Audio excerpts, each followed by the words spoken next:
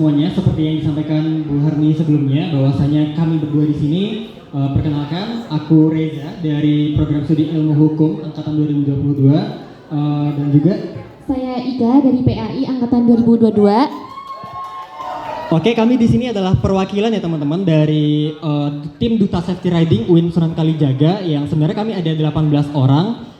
Kami itu dipilih oleh LPPM dan bekerja sama dengan Yayasan Astra Honda Motor untuk dalam rangka menyampaikan misi terkait dengan edukasi dan juga sosialisasi terkait dengan safety riding gitu teman-teman. Yang udah disampaikan Bu Afni sebelumnya, terdapat kurang lebih 6 indikator ya teman-teman terkait dengan poin-poin apa sih yang perlu kita perhatikan dalam berkendara motor yang aman dan juga baik dan benar gitu. Yang pertama ada memastikan kesiapan kendaraan. Jadi safety riding itu teman-teman tidak hanya ketika kalian atau teman-teman semuanya sedang berkendara, akan tetapi sebelumnya, sedang, dan setelahnya itu juga sangat harus diperhatikan.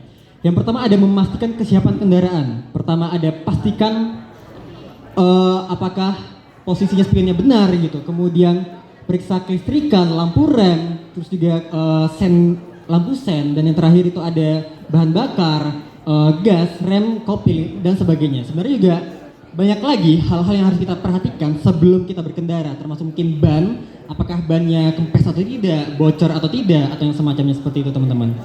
Mungkin bisa di next slide. Selanjutnya ada memastikan kesiapan pengendara itu tersendiri.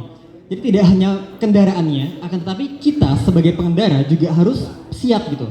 Siap dalam arti apa? Pertama tentunya kelengkapan seperti yang ditampilkan di slide ini, ada pakaian lengan panjang biar safety terkait dengan lengannya, kemudian sarung tangan yang aman yang sesuai dengan standar, kemudian menggunakan helm yang sesuai standar nasional Indonesia, dan terakhir memakai sepatu ya teman-teman, karena dianjurkan dan direkomendasikan kita tuh berkendara itu menggunakan sepatu yang menutup dari ujung jari hingga mata kaki gitu teman-teman. Dan juga selain itu juga kesehatan juga dipastikan aman, mungkin juga perlu dilakukan pemanasan atau yang semacamnya begitu teman-teman. Kemudian yang ketiga ada terkait kelengkapan dokumen. Ini juga pasti teman-teman sebagai pengendara yang baik dan benar dan taat hukum di negara hukum kita Indonesia harus setidaknya membawa 3 kelengkapan dokumen ini teman-teman. Yang pertama ada SIM dan STNK, teman-teman pastinya harus punya kedua hal ini, surat izin mengemudi dan surat tanda nomor kendaraan. Kemudian yang kedua ada kartu asuransi, ini antisipasi jika teman-teman ya amit-amit gitu teman-teman mengalami kecelakaan ataupun yang semacamnya begitu. Dan yang ketiga yang tidak kalah penting adalah kartu identitas seperti KTP ataupun kartu identitas yang lain, mungkin KTM begitu teman-teman. Mungkin itu bisa di next slide. Oke, selanjutnya. Oke, selanjutnya yaitu yang keempat, memastikan posisi tubuh benar dan nyaman nih teman-teman. Nah, mungkin ada nih teman-teman seperti yang digambar ini ya. Yang pertama agak maju atau bahkan teman-teman pernah ada yang cenglu, bonceng 3. Nah, itu nggak banget ya teman-teman. Jangan sampai ya, karena itu nggak safety teman-teman. Dapat mengakibatkan kecelakaan berkendara. Nah, yang pertama itu salah ya teman-teman, jangan terlalu maju. Kemudian yang kedua itu terlalu tegang ya teman-teman. Oh ya, sebelumnya ketika berkendara itu pastikan tubuh kita tuh jangan kaku, karena di dalam lengan kita ini jangan terlalu lurus ya, jadi agak lengkung segini, karena itu membuat posisi tubuh kita itu supaya menahan getaran dari kendaraan kita. Oleh karena itu jangan lurus kaku. Kemudian yang ketiga yaitu yang benar posisinya seperti itu ya teman-teman semuanya. Senyamannya gitu teman-teman, relax gitu. Yes. Kemudian next selanjutnya. Nah, kemudian yang selanjutnya yaitu pahami rambu-rambu lalu lintas ketika di jalan, ketika kita melihat rambu-rambu seperti yang pertama ini yaitu kita dilarang untuk berbelok arah ya teman-teman, kemudian belok kiri, kemudian kalau misalkan ada tanda yang poin ketiga itu ada mungkin ketika di jalan kereta api ya teman-teman. Terus yang selanjutnya yaitu kecepatan 40. Kemudian terdapat banyak tikungan, kemudian ada proyek, kemudian ada itu jalan licin ya teman-teman. Oh ya, jalan licin. Kemudian ada bundaran, kemudian parkir, kemudian oh ya, ada yang tahu lambang ini seperti itu teman-teman yang dilarang?